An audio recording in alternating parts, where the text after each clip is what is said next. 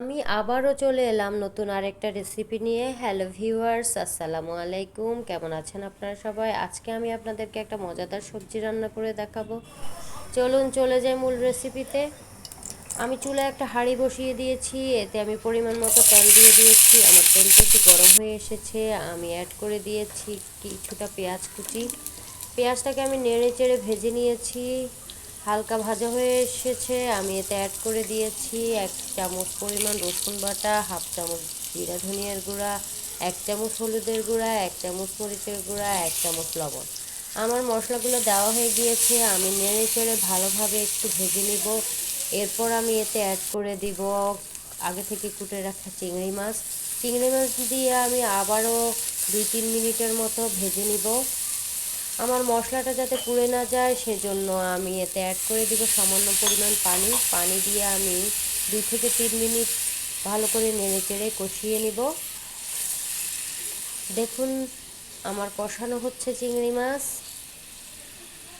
আমার চিংড়ি মাছ 2-3 মিনিট কষানো হয়ে গেলে আমি এতে অ্যাড করে দিব আগে থেকে পরিষ্কার করে রাখা কাঁঠালের বিচি।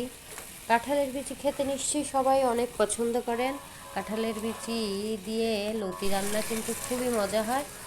তো আমি কাঁঠালের বিচি দিয়ে দিয়েছি এবং নেড়ে চেড়ে 5 মিনিটের মতো কষিয়ে নিচ্ছি। কাঁঠালের বিচিটা 5 মিনিট সিদ্ধ হয়ে গেলে, বেশি সিদ্ধ করব না, 5 মিনিট সিদ্ধ হয়ে গেলে আমি এতে অ্যাড করে দিব আগে থেকে পরিষ্কার করে রাখা লতি। কচুর লতি দিয়ে চিংড়ি মাছ ভীষণ মজা, সাথে কাঁঠালের বিচি হলে তো কথাই নেই। তো আমি ভালো করে লতি, কাঁঠালের বিচি, চিংড়ি মাছ নেড়ে চেড়ে নিচ্ছি। নেড়ে চেড়ে নিয়ে আমি একটা ঢাকনা দিয়ে 5 মিনিটের মতো রান্না করব। আমি চুলার আঁচ মিডিয়াম ফ্লেমে নিয়ে এসেছি। তো আমি লতিতে ঢাকনা দিয়ে দিয়েছি। আমার 5 মিনিট প্রায় কষানো হয়ে গিয়েছে। এবার আমি ঢাকনাটা উঠিয়ে রেখেছি। আমি আবারও নেড়ে চেড়ে নিচ্ছি। নেড়ে চেড়ে আমি এখানে কিছুটা পানি অ্যাড করব। আমি গরম পানি অ্যাড করেছি, আপনারাও চেষ্টা করবেন সবসময় তরকারিতে গরম পানি দেওয়ার। তো আমি 1 কাপ পরিমাণ গরম পানি অ্যাড করে দিচ্ছি।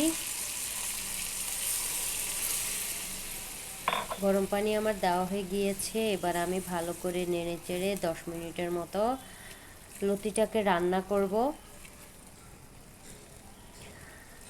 আমি তরকারিতে ঢাকনা দিয়ে দিব এবং চুলার আঁচটা আগের থেকে একটু বাড়িয়ে দিব। তো আমি ঢাকনা দিয়ে দিচ্ছি। আমার কচুরলতিটা রান্না হচ্ছে। 10 মিনিট পর আমি ঢাকনাটা উঠিয়ে দেখি আমার লতিটা প্রায় রান্না হয়ে যাচ্ছে। তো আমি একটু নেড়ে চেড়ে দিচ্ছি। আমি কচুতে বেশি ঝোল রাখবো না, আমি মাখা মাখা ঝোলে লতিটা রান্না করব। মাখা মাখা ঝোলে লতিটা রান্না করলে ভীষণ মজা হবে। তো আমার লতিটা প্রায় মাখা মাখা ঝোল হয়ে এসেছে। এখন আমি চুলার আঁচটা বন্ধ করে দিব। আমার লতিটা রান্না হয়ে গিয়েছে, দেখুন ভীষণ সুন্দর এবং মজাদার মনে হচ্ছে। তো সবাই ভালো থাকবেন, সুস্থ থাকবেন, সব সময় পাশে থাকবেন। ধন্যবাদ।